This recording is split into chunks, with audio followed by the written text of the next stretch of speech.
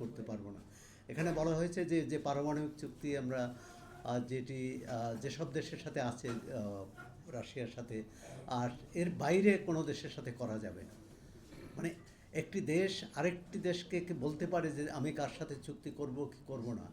আর সুতরাং এর বিরুদ্ধে সোচ্চার হওয়া উচিত সব শ্রেণী পেশার মানুষ। দুর্ভাগ্য যে আমাদের যে বামপন্থী বন্ধুরা তাদের সংসদে এই সংসদে নেই, এবং যারা আছেন তারা নিজেদের বামপন্থী এখন মনে করেন কিনা জানি না।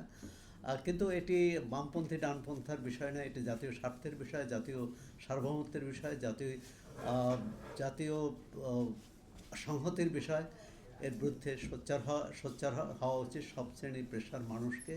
এবং আমরা এমন একটি যে বৈষম্য বিরোধী রাষ্ট্রের কথা বলছি, যে গণতন্ত্রের কথা বলছি, যে এত যে গণ অভ্যুত্থান হলো এবং এতগুলো মানুষ জীবন দিল, তার বিনিময়ে যদি আমরা যুক্তরাষ্ট্রের সঙ্গে একটি অধীনতামূলক চুক্তি করি।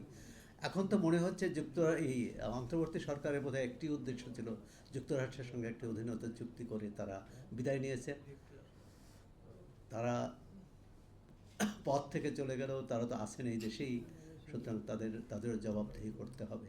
তারা নাগরিক হিসাবে, এদেশের নাগরিক হিসাবে তারা এই দায় এড়াতে পারেন না। আমরা আশা করি তাদের জবাবদিহি করতে হবে। একই সঙ্গে যারা এখন ক্ষমতায় আছেন সেই সরকারকে এই চুক্তি বাতিল করতে হবে, কারণ এই চুক্তির ধারাই আছে যে তারা বাতিল করতে পারবেন, কিন্তু তারা সেই সাহস দেখাতে পারবেন কি না সেটি এখন প্রশ্ন।